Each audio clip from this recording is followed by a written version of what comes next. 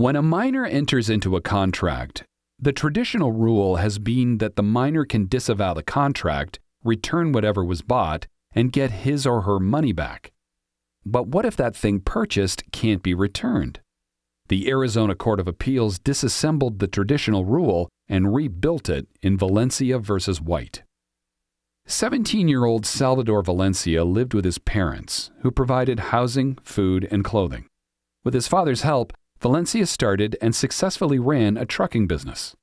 He took a tractor-trailer to A.M. White's truck repair business. White replaced the engine and charged Valencia about $20,000 for the replacement engine, parts, and labor. Then Valencia damaged the replacement engine and returned the truck to White for further repairs.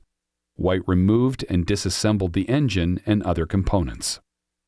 Valencia made payments totaling about $7,100, leaving a balance of $12,900.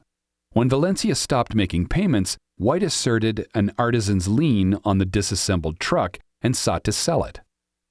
Valencia sued White in state court, asserting that because he was a minor, he could repudiate the contract. White counterclaimed on the open account and sought a lien on the tractor. The trial court held that because Valencia was a minor when he entered into the contract and it wasn't for necessities, he had the right to repudiate it. The court granted Valencia a judgment for the $7,100 he'd paid to White, but ordered that the disassembled engine belonged to White. White appealed to the Arizona Court of Appeals.